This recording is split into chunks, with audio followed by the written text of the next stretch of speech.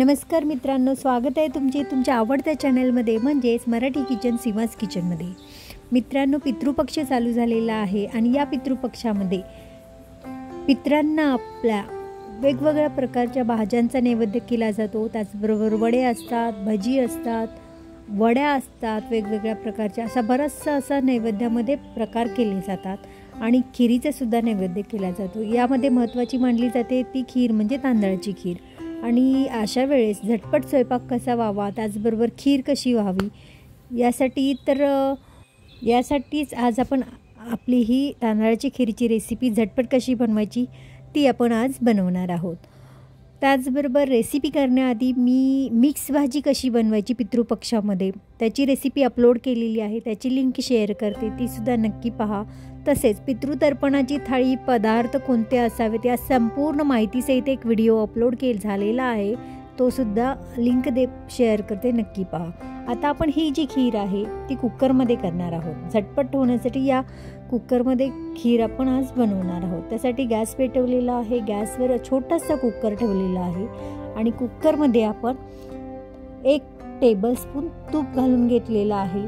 तूप चांगलं तापवून घ्यायचं आहे आणि मी इथे बासमतीचे लांब तांदूळ आहेत त्याची खीर बनवणार आहे आणि ते तांदूळ मी म्हणजे 1 वाटी घेतलेली आहे, ती मी धुवून ठेवलेले आहेत थोडेसे। त्याचबरोबर ड्रायफ्रूट्स तुमच्या आवडीनुसार घ्यायचे आहेत। मी इथे काजू, बदाम आणि थोडेसे मनुके आहेत ते बारीक करून घेतलेले आहेत, काजू बदाम वगैरे ते आता या तुपामध्ये सुरुवातीला मी भाजून घेते आहे। थोडेसे गोल्डन ब्राउन कलर येईपर्यंत आपण हे काजू बदाम भाजून घ्यायचे आहेत।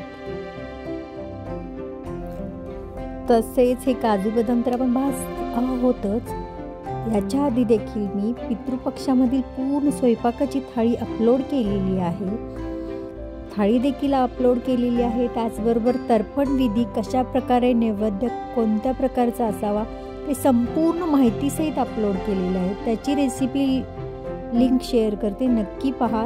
आणि माहिती सुद्धा खूप छान दिलेली आहे, ती सुद्धा नक्की पहा आणि पितरांचा त्या पद्धतीने तुम्ही नैवेद्य तयार करा। आता हे काजू आणि बदाम आपले भाजून झालेले आहेत, थोडेसे आपण त्याच्यामध्येच ठेवूया आणि थोडे आपण सर्वात शेवटी घालण्यासाठी खिरीवरून ते मी काढून घेते आहे।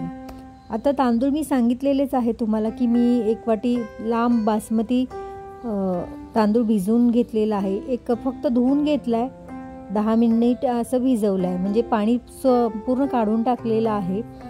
आता हे जे तांदूळ आहेत ते पूर्णपणे तुपामध्ये चांगले खरपूस होईपर्यंत आपण भाजून घ्यायचे।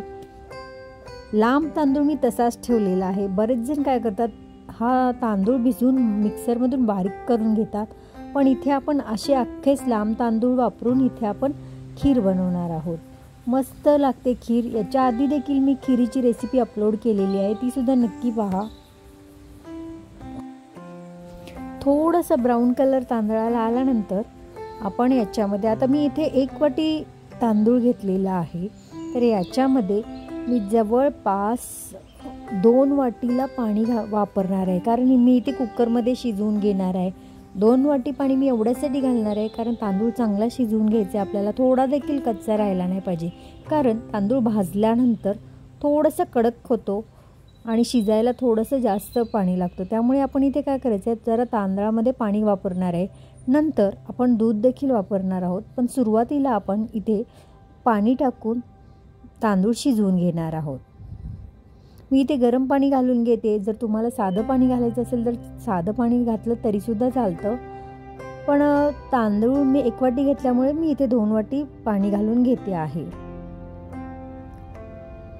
आता या कुकरचं आपण झाकण लावून घेऊया आणि आपल्याला आता मोठा गॅस अजिबात करायचं नाही, मध्यम गॅस ठेवायचा आहे आणि कुकरचं झाकण लावून या मध्यम आचेवर आपण या कुकरच्या 2 शिटी काढून घेणार आहोत।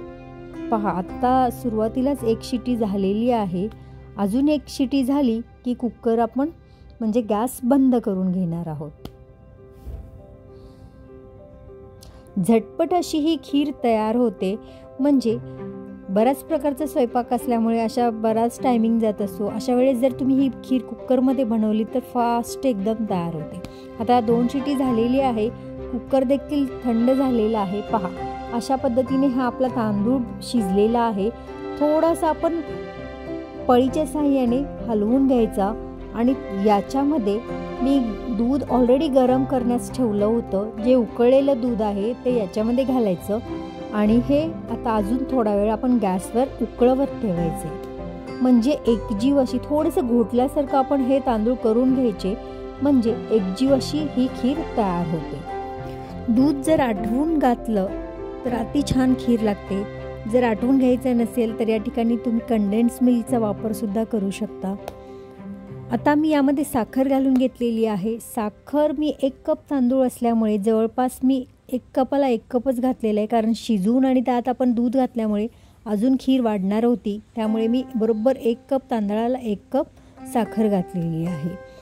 तसेच 1 टेबलस्पून इथे मी वेलची आणि जायफळ पूड घातलेली आहे. त्याचबरोबर मी याच्यामध्ये ओलं खोबरं चांगलं असं म्हणजे मिक्सरमधून मी बारीक करून घेतलेलं आहे आणि ते ओलं खोबरं जवळपास मी ते 1/4 कप ओलं खोबरं वापरलेलं आहे. ते या खिरीमध्ये घालून घ्यायचं. चवीला खूप छान लागते खीर ही. आता याच्यामध्ये थोडंसं आपण 1 टेबलस्पून तूप, ऑलरेडी आपण तूप घातलेलं आहे तरीसुद्धा मी 1 टेबलस्पून तूप घालून घेतलेलं आहे. घरगुती तूप आहे हे. आणि जे ड्रायफ्रूट्स आपण काढून ठेवले होते सुरुवातीला जे फ्राय करून, ते सुद्धा घालून घेतले आणि 1 उकळी काढून घ्यायची खिरीची. म्हणजे आता आपली ही खीर रेडी झालेली आहे. अजून एक टिप सांगावीशी वाटते. जर तुम्हाला इथे साखर घालायची नसेल तर तुम्ही गूळसुद्धा वापरू शकता. फक्त एवढंच की तुम्ही खीर पूर्णपणे उकळवून घ्या. त्यानंतर गूळ कशा पद्धतीने घालायचा, तर गूळ थोडंसं पाणी घालून उकळवून घ्यायचा आणि पूर्णपणे थंड करून या खिरीमध्ये घालायचा आणि एकदम लो गॅसवर खीर गरम करायची. म्हणजे तुम्ही गुळाच्या आस्वादामध्ये सुद्धा ही खीर खूप छान लागते. ट्राय करून बघा, अजिबात फुटणार नाही. तर मित्रांनो, कशी वाटली माझी ही झटपट तांदळाच्या खिरीची रेसिपी? जर आवडली असेल तर व्हिडिओला नक्की लाईक करा आणि अशा पद्धतीने या पितृपक्षामध्ये तुम्ही देखील नक्की करून पहा आणि कशी झाली ती मला कमेंटद्वारे कळवायला विसरू नका. त्याचबरोबर माझ्या चॅनलला सबस्क्राईब केले नसेल तर सबस्क्राईब देखील करा आणि रेसिपी आवडली असेल तर जास्तीत जास्त शेअरसुद्धा करा. त्याचबरोबर आपण पुन्हा भेटूया अशाच एखाद्या मस्त रेसिपीसोबत. तोपर्यंत स्वस्थ खा, मस्त रहा, नेहमीच आनंदी रहा. तुम्ही माझी रेसिपी अगदी वेळात वेळ काढून पाहिल्याबद्दल तुमचे मनापासून आभार. धन्यवाद.